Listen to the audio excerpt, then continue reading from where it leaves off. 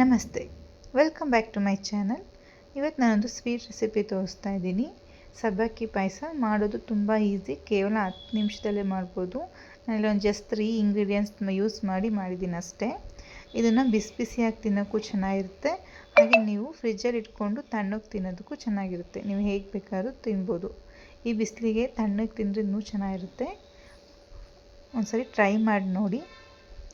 ಫಸ್ಟಿಗೆ ಇಲ್ಲಿ ನಾನು ಒಂದು ಬೌಲಷ್ಟು ಸಬ್ಬಕ್ಕಿನ ಒಂದು 2 ಅವರ್ಸ್ ನೆನೆಸ್ಕೊಂಡಿದ್ದೀನಿ.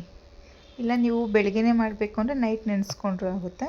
ಒಂದು 2 ಅವರ್ಸ್ ಇದು ನೆಂದಮೇಲೆ ಈ ರೀತಿ ದಪ್ಪ ಆಗಿದೆ. ಇಲ್ಲಿ ನಾನು ಸ್ವಲ್ಪ ಕುಂಕುಮ ಕೇಸರಿ ನೆನೆಸ್ಕೊತಾ ಇದ್ದೀನಿ. ಒಂದು 10 ಎಸಳು ತೊಗೊಂಡು ಅದಕ್ಕೆ ಸ್ವಲ್ಪ ಬಿಸಿ ಹಾಲು ಹಾಕ್ಕೊತಾ ಇದ್ದೀನಿ. ಇದು ಜಸ್ಟ್ ಫ್ಲೇವರ್ ಮತ್ತು ಕಲರ್ ಬರಲಿ ಅಂತ. ಇದನ್ನ ನೆನೆಸ್ಕೊಳಕ್ಕಿಟ್ಟು ಇವಾಗ ಒಂದು ಪ್ಯಾನ್ಗೆ ಒಂದು 2 ಸ್ಪೂನಷ್ಟು ತುಪ್ಪ ಹಾಕ್ಕೊಳ್ಳಿ. ತುಪ್ಪ ಬಿಸಿ ಆದಮೇಲೆ ಇಲ್ಲಿ ನಾನು ಸ್ವಲ್ಪ ಕೊಬ್ಬರಿ ಹಾಕ್ಕೊತಾ ಇದ್ದೀನಿ. ಚಿಕ್ಕದಾಗಿ ಕಟ್ ಮಾಡಿರೋವಂಥ ಕೊಬ್ಬರಿ ಆಪ್ಷನಲ್ಲು, ಬೇಕಿದ್ದರೆ ಹಾಕ್ಕೊಳ್ಳಿ. ಹಾಕಿದ್ರೆ ಚೆನ್ನಾಗಿರುತ್ತೆ, ಸ್ವಲ್ಪ ಗರಿಗರಿಯಾಗಿ ತಿನ್ನೋಕ್ಕೆ ಚೆನ್ನಾಗಿರುತ್ತೆ. ಕೊಬ್ಬರಿ ಕಲರ್ ಸ್ವಲ್ಪ ಚೇಂಜ್ ಆದಮೇಲೆ ಇದನ್ನು ಬೇರೆ ಕಡೆ ಶಿಫ್ಟ್ ಮಾಡ್ಕೊಳ್ಳಿ.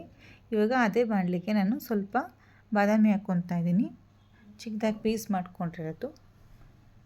ಸ್ವಲ್ಪ ಫ್ರೈ ಆದಮೇಲೆ ನಾನು ಇದಕ್ಕೆ ಗೋಡಂಬಿ ಹಾಕ್ಕೊತಾ ಇದ್ದೀನಿ. ಬಾದಾಮಿ ಹಾಕಿ ಸ್ವಲ್ಪ ಫ್ರೈ ಆದಮೇಲೆ ನಾನು ಗೋಡಂಬಿ ಹಾಕ್ಕೊತಾ ಇದ್ದೀನಿ. ಇಲ್ಲಾಂದರೆ ಗೋಡಂಬಿ ಬೇಗ ಆಗೋಗುತ್ತೆ, ಬಾದಾಮಿ ಕ್ಲೀನಾಗಿ ಆಗೋದಿಲ್ಲ. ಎರಡು ಫ್ರೈ ಆದಮೇಲೆ ಒಂದು 80% ಫ್ರೈ ಆದಮೇಲೆ ನಾನು ಇದಕ್ಕೆ ದ್ರಾಕ್ಷಿ ಹಾಕ್ಕೊಂಡೆ. ದ್ರಾಕ್ಷಿ ಬೇಗ ಕಪ್ಪಗಾಗೋದ್ರಿಂದ ನಾನು ದ್ರಾಕ್ಷಿನ ಲಾಸ್ಟಲ್ಲಿ ಹಾಕ್ಕೊಂಡಿದ್ದೀನಿ. ಇವಾಗ ಅದಿಷ್ಟನ್ನೂ ಬೇರೆ ಕಡೆ ಶಿಫ್ಟ್ ಮಾಡಿಕೊಂಡು ಇದಕ್ಕೆ ನಾನು ಸಬ್ಬಕ್ಕಿ ಹಾಕ್ಕೊಂಡಿದ್ದೀನಿ. ನೆನೆಸಿದ್ಮೇಲೆ ಆ ಸಬ್ಬಕ್ಕಿನ ಹಾಕ್ಕೊಂಡು ಚೆನ್ನಾಗಿ ಈಗ ಹುರ್ಕೊತಾ ಇದ್ದೀನಿ. ಇನ್ನೊಂದು 2 ನಿಮಿಷ ಸ್ವಲ್ಪ ಇದು ಕಲರ್ ಚೇಂಜ್ ಆಗಬೇಕು, ಅಲ್ಲಿವರೆಗೂ ಹುರ್ಕೊಳ್ಳಿ. ಸಬ್ಬಕ್ಕಿ ಹುರಿಬೇಕಾದ್ರೆ ಸ್ವಲ್ಪ ಅಂಟುತ್ತೆ, ಸ್ವಲ್ಪ ನಿಧಾನಕ್ಕೆ ಕ್ಲೀನಾಗಿ ಹುರ್ಕೊಳ್ಳಿ. ಇದು ಸ್ವಲ್ಪ ಇದು ಕಲರ್ ಚೇಂಜ್ ಆಗಿದೆ. ಇದಕ್ಕೆ ನಾನು ಒಂದು ಅರ್ಧ ಲೀಟ್ರಷ್ಟು ಹಾಲು ಹಾಕ್ಕೊತಾ ಇದ್ದೀನಿ. ನಾನು ಮಾಡ್ತಿರೋ ಅಳತೆಗೆ ಅರ್ಧ ಲೀಟ್ರ್ ಹಾಲು ಕರೆಕ್ಟಾಗಿತ್ತು. ನಾನು ಯಾವುದೇ ರೀತಿ ನೀರು ಹಾಕ್ಕೊತಾ ಇಲ್ಲ, ಬರೀ ಹಾಲಲ್ಲೇ ಮಾಡ್ತಾ ಇರೋದು. ಕ್ರೀಮಿಯಾಗಿ ಬೇಕು ಅಂದರೆ ನೀವು ಬರೀ ಹಾಲಲ್ಲೇ ಮಾಡ್ಕೋಬೇಕಾಗುತ್ತೆ. ನಾವು ನೀರು ಹಾಕಿದ್ರೆ ಅಷ್ಟು ಕ್ರೀಮಿಯಾಗಿ ಬರೋದಿಲ್ಲ. ಇಲ್ಲ ನಾನು ಆರೆಂಜ್ ಕಲರ್ ಮಿಲ್ಕ್ ತೊಗೊಂಡಿದ್ದೀನಿ.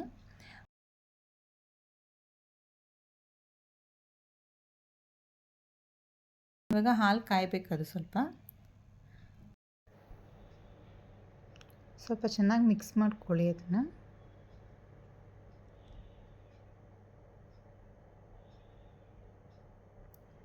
ಹಾಲು ಕುದಿ ಬರ್ತಾ ಇದೆ. ಈಗ ಇದು ಒಂದು 2 ನಿಮಿಷ ಹಾಗೆ ಬೇಯಲಿ.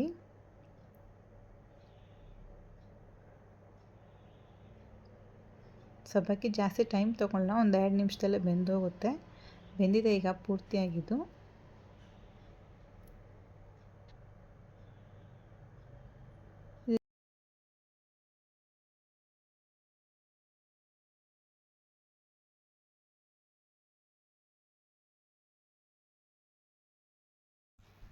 ಸಕ್ಕರೆ ಜಾಸ್ತಿ ಬೇಕು ಅನ್ನೋರು ಕರೆಕ್ಟಾಗಿ 2 ಬೌಲ್ ಹಾಕ್ಕೊಳ್ಳಿ, ಕರೆಕ್ಟಾಗಿರುತ್ತೆ.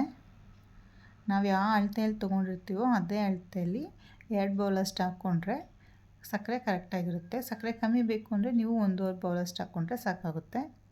ನಾನು ಇಲ್ಲಿ 1.5 ಬೌಲಷ್ಟು ಹಾಕ್ಕೊಂಡಿದ್ದೀನಿ ಅಷ್ಟೇ. ಅದೊಂದು 2 ನಿಮಿಷ ಬೇಯಲಿ ಅದು. ಆವಾಗಲೇ ಬಿಸಿ ಹಾಲಲ್ಲಿ ನಾನು ಸ್ವಲ್ಪ ಕೇಸರಿ ಸ್ವಲ್ಪ ಕಲರ್ ಚೆನ್ನಾಗಿ ಬರಬೇಕು ಅಂದರೆ ಸ್ವಲ್ಪ ಅದನ್ನು ನಾವು ಈ ರೀತಿ ಸ್ಕ್ವೀಸ್ ಮಾಡಬೇಕು ಚೆನ್ನಾಗಿ. ಸ್ವಲ್ಪ ಈ ರೀತಿ ಚೆನ್ನಾಗಿ ಈ ರೀತಿ ಮಿಕ್ಸ್ ಮಾಡಿಕೊಂಡ್ರೆ ಕಲರ್ ಚೆನ್ನಾಗಿ ಬರುತ್ತೆ ಅದು. ಇವಾಗ ಇದನ್ನು ಹಾಕ್ತಾಯಿದ್ದೀನಿ ಪಾಯಸಕ್ಕೆ. ಹಾಕಿ ಸ್ವಲ್ಪ ಚೆನ್ನಾಗಿ ಕ್ವಿಕ್ಕಾಗಿ ಮಿಕ್ಸ್ ಮಾಡ್ಕೊಳ್ಳಿ. ಇದಕ್ಕೆ ಸ್ವಲ್ಪ ನಾನು ಏಲಕ್ಕಿ ಪುಡಿ ಹಾಕ್ಕೊತಾ ಇದ್ದೀನಿ. ಅದನ್ನು ಹಾಕಿ ಸ್ವಲ್ಪ ಮಿಕ್ಸ್ ಮಾಡ್ಕೊಳ್ಳಿ. ಇದಕ್ಕೆ ಆವಾಗಲೇ ನಾನು ಫ್ರೈ ಮಾಡಿ ಇಟ್ಟಿದ್ನಲ್ಲ ಡ್ರೈ ಫ್ರೂಟ್ಸು ಆಮೇಲೆ ಕೊಬ್ಬರಿ ಇಷ್ಟೂ ಹಾಕ್ಕೊತಾ ಇದ್ದೀನಿ. ಯಾರೆಲ್ಲ ಫಸ್ಟ್ ನೋಡ್ತಾ ಇದ್ದೀರಾ ದಯವಿಟ್ಟು ಸಬ್ಸ್ಕ್ರೈಬ್ ಆಗಿ, ಲೈಕ್ ಮಾಡಿ, ಹಾಗೆ ಶೇರ್ ಮಾಡಿ. Thank you for watching.